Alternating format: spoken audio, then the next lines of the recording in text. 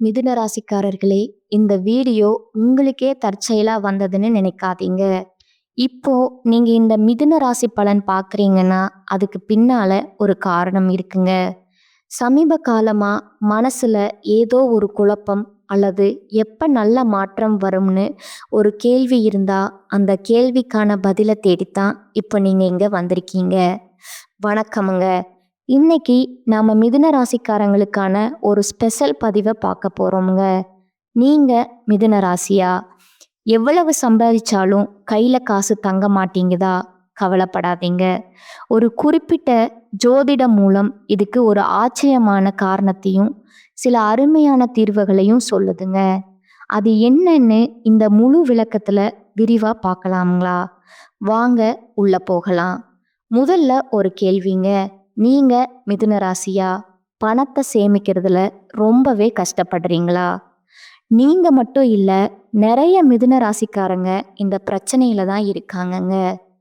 இதுக்கு உண்மையான ஆணிவேர் என்னவா இருக்கும்னு நாம இன்னைக்கு பார்க்க போறோம்ங்க. இந்த ஜோதிட மூலத்தின்படி மிதுன ராசிக்காரங்களுக்கு பண விஷயத்துல ஒரு தனித்துவமான சவால் இருக்குங்க. இதுல சுவாரஸ்யமான விஷயம் என்னன்னா, அந்த சவாலுக்கான காரணம் வேற எங்கேயும் இல்லைங்க. அவங்களுக்குள்ளேயே இருக்கிற சில குணாதிசயங்கள்ல தான் ஒளிஞ்சிருக்குங்க. அது என்னென்ன குணங்கள்னு இப்ப நம்ம பார்க்கலாங்களா? மிதுன ராசிக்காரங்களோட பண வளர்ச்சிக்கு தடையா இருக்கிறதா இந்த மூலம் சில விஷயங்களை சொல்லுதுங்க. முதல்ல பணத்தை சேமிக்க முடியாம கஷ்டப்படுறது, அடுத்து ரொம்ப அதிகமா பேசுறது, மற்றவங்க ரகசியங்களை பகிர்ந்துக்கிறது, அப்புறம் நாம செஞ்ச தப்பை ஒத்துக்காம அதுக்கு ஒரு நியாயம் கற்பிக்கிறது, கடைசியா ஒரு விஷயத்த மற்றவங்க ஏத்துக்கிற வரைக்கும் விடாம வாதம் பண்ற குணம். இதுக்கும் பணத்துக்கும் என்ன சம்பந்தம்னு நீங்க யோசிக்கிறது எனக்கு புரியுதுங்க. வாங்க அதுக்கான ஜோதிட காரணத்தை பார்க்கலாங்களா? சரி, இந்த குணங்களுக்கும் பண பிரச்சனைக்கும் ஜோதிட ரீதியா என்ன தொடர்பு? இங்கதான் வேத ஜோதிடத்துல ரொம்ப முக்கியமான ஒரு இடமான 2ஆம் வீடு வருதுங்க. மிதுன ராசியோட நிதிநிலையை தீர்மானிக்கிறதுல இந்த 2ஆம் வீடு ஒரு மிகப்பெரிய பங்கு வகிக்குதுன்னு இது சொல்லுதுங்க. ஜோதிடத்துல 2ஆம் வீடுங்கிறது சும்மா பணத்தை மட்டும் குறிக்கிற இடம் இல்லைங்க. அது 4 விஷயங்களை கட்டுப்படுத்துதுங்க. தனம், அதாவது நம்மளோட செல்வம், குடும்பம், வாக்கு, அதாவது நம்மளோட பேச்சு, அப்புறம் உணவு. இதுல முக்கியமான தத்துவம் என்னன்னா, இந்த 4மே ஒரே வீட்டில் இருக்கிறதால இதுங்களுக்குள்ள எப்பவும் ஒரு போட்டி நடந்துக்கிட்டே இருக்குமுங்க. நீங்க இதுல ஒரு விஷயத்துக்கு உங்க சக்தியை அதிகமா செலவு செஞ்சீங்கன்னா மற்ற விஷயங்கள் தானாவே பலவீனமாயிடுமுங்க. இப்போ இந்த ஸ்லைடை பாருங்க. இது அந்த முரண்பாட்டை ரொம்ப அழகா விளக்குதுங்க. மிதுன ராசிக்காரங்க பொதுவாகவே ரொம்ப நல்லா பேசக்கூடியவங்க. ஆனா பிரச்சனை என்னன்னா, அவங்க தன்னோட சக்தியை அளவுக்கு அதிகமான பேச்சிலையும் தேவையில்லாத அரட்டையிலையும் செலவு செய்யும்போது அதே 2ஆம் வீட்டில் இருக்கிற தனம், அதாவது செல்வத்துக்கான சக்தி ஆட்டோமேட்டிக்காக குறைஞ்சிடுதுங்க. சிம்பிளாக சொல்லணும்னா, உங்கள் வாக்கு பலமாகும் போது உங்கள் தனம் பலவீனமாகுதுங்க. இது ஒரு எனர்ஜி பேலன்ஸ் கணக்கு மாதிரி தாங்க. இந்த மூலத்தோட இந்த மேற்கோளை பாருங்க, எவ்வளவு ஆழமாக இருக்குன்னு. ஒரு ஜோதிட வீட்டில் ஒரே ஒரு விஷயம் மட்டுமே ஆதிக்கம் செலுத்துமுங்க. நீங்க தான் அதை தேர்ந்தெடுக்கணுங்க. சுருக்கமாக சொன்னால், உங்கள் 2ஆம் வீட்டில் செல்வத்தை பலப்படுத்தணுமா இல்லை பேச்சை பலப்படுத்தணுமாங்கிற அந்த முக்கியமான தேர்வு உங்கள் கையில் தான் இருக்குதுங்க. சரி, இந்த நிலைமையை எப்படி மாற்றுறது? இதுக்கு என்னதான் தீர்வு? பயப்பட வேண்டாமுங்க. இப்போ நாம் உடனடியாக செய்யக்கூடிய சில ரொம்ப எளிமையான நடைமுறை மாற்றங்களை பற்றி என்ன சொல்லுதுன்னு பார்க்கலாங்களா? இங்கே 3 முக்கியமான வாழ்க்கை முறை மாற்றங்கள் சொல்லப்பட்டிருக்குதுங்க. முதல் விஷயம் பேச்சை குறைக்கிறதுங்க.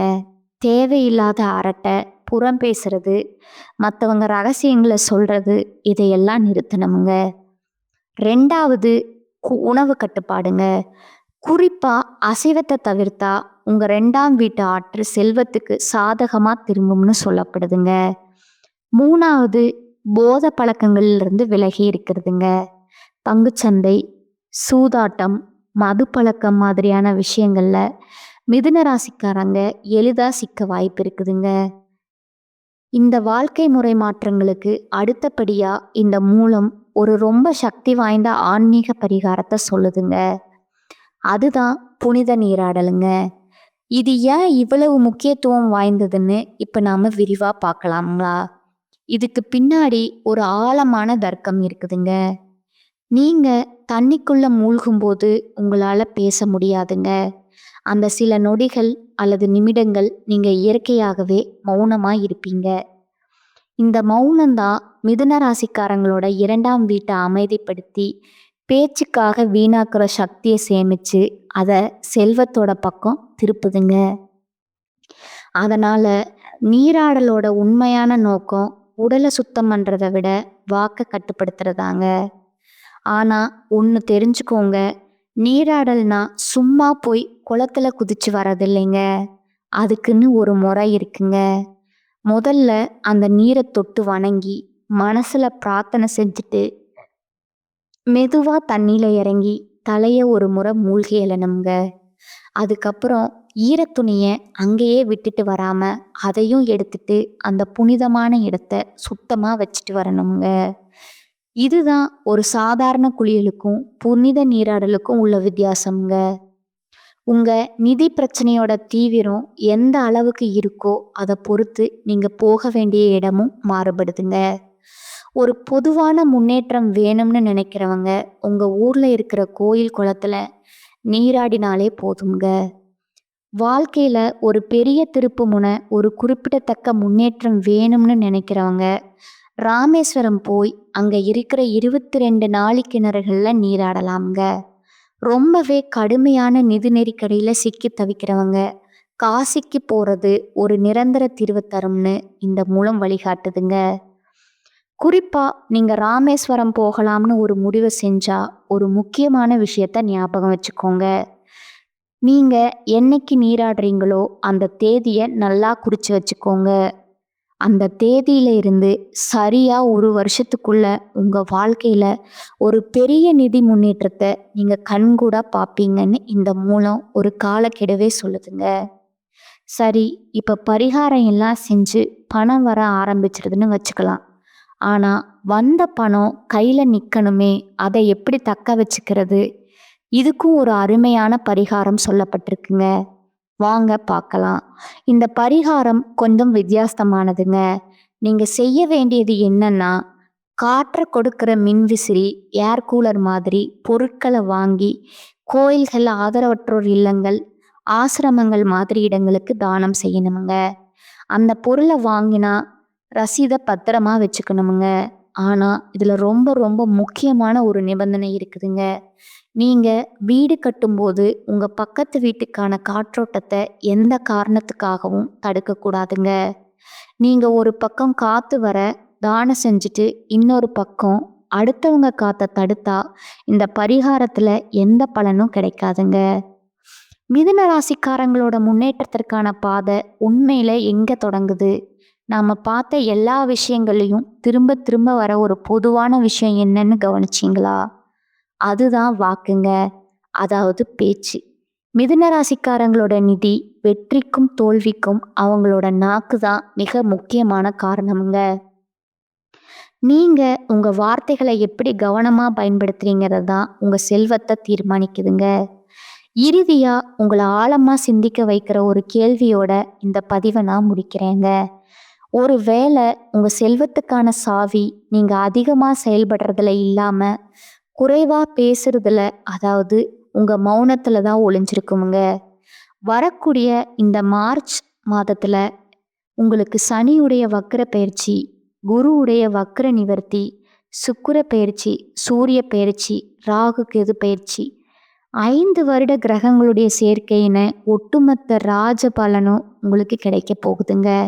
இந்த 2026 நிச்சயம் உங்களுக்கு ஒரு வெற்றியையும் நல்ல மாற்றத்தையும் தரக்கூடிய ஆண்டா பார்க்கப்படுதுங்க. முதலாவதா சனியுடைய வக்ர நிவர்த்தி. தற்பொழுது சனி பகவான் மீன ராசியில வக்ர நிவர்த்தி அடையிறாருங்க.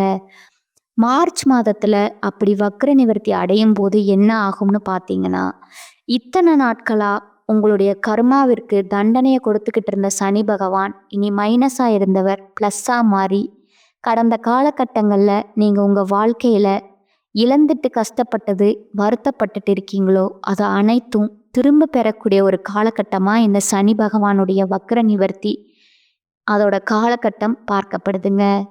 அடுத்ததா குருவுடைய வக்ர பயிற்சி. உங்களுடைய ராசியில 8ஆம் இடத்துல இருந்ததால தான் பொருளாதாரத்துல ஒரு நிலையான மாற்றங்கிறது இருந்திருக்காதுங்க.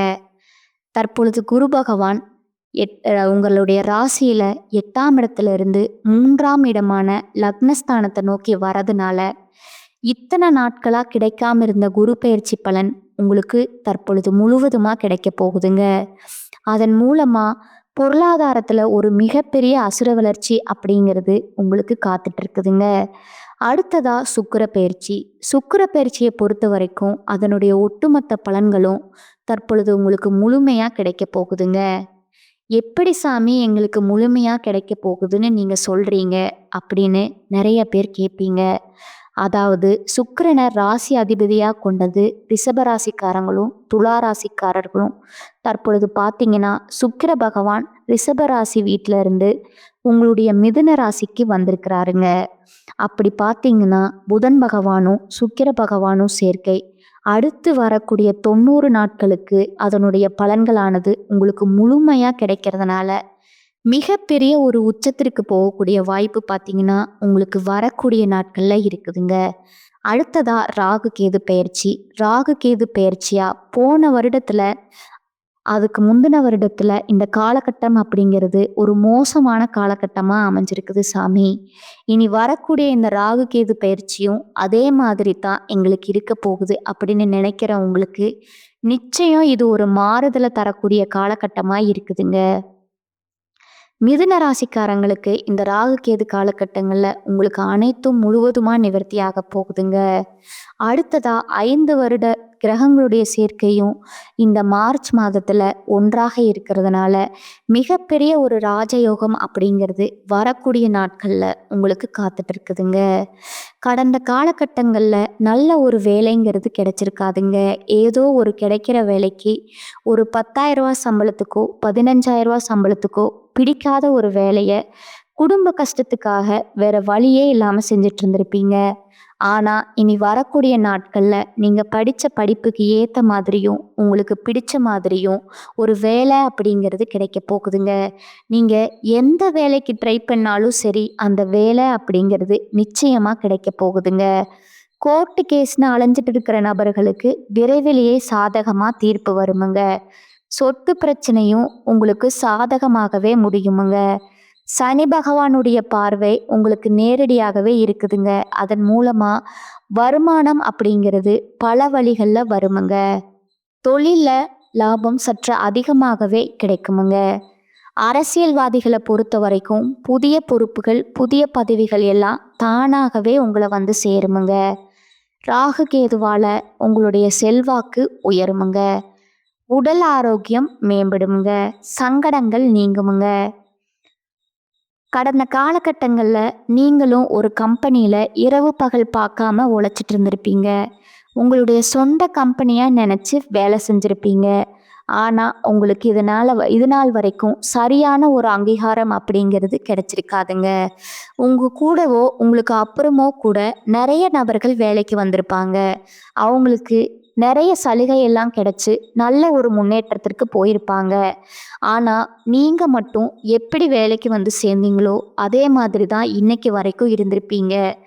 ஆனால் இனி வரக்கூடிய நாட்களில் உங்களுக்கு சம்பள உயர்வும் பதவி உயர்வும் உங்களுக்கு மேலே இருக்கக்கூடிய அதிகாரிகளுடைய ஆதரவு முதற்கொண்டு உங்களுக்கு கிடைக்க போகுதுங்க. உங்கள் வார்த்தைக்கு மதிப்பும் மரியாதையும் கிடைக்க போகுதுங்க. அந்தஸ்தில் நீங்கள் எதிர்பார்த்த உயர்வுக்கு போக போகிறீங்க. இனி நினச்சது எல்லாமே நடக்குமுங்க. தொழில் வியாபார தடைகள் அனைத்தும் விலகுமுங்க. வரவேண்டிய பணம் விரைவில் கைக்கு வந்து சேருமுங்க. குடும்பத்தில் நெருக்கடிகள் விலகுமுங்க. வெளிநாட்டு முயற்சிகள் வெற்றியை தருமுங்க. தெய்வ சிந்தனை அதிகமாகுமுங்க. பெரியோர்களோட உதவிகள் தக்க சமயத்துல கிடைக்குமுங்க. புதிய நண்பர்கள் உங்களுக்கு உதவி செய்வாங்க. கடந்த காலகட்டங்கள்ல திருமண நிலை அப்படிங்கிறது பார்த்தீங்கன்னா, உங்களுக்கு நிறைய பிரச்சனையும், சிக்கலுமே பெரும்பாலும் சந்திச்சிருப்பீங்க. இனி வரக்கூடிய நாட்கள்ல அந்த பிரச்சனையெல்லாம் முடிந்து திருமண வாழ்க்கைக்குள்ள அடியெடுத்து நீங்க வைக்க போறீங்கங்க.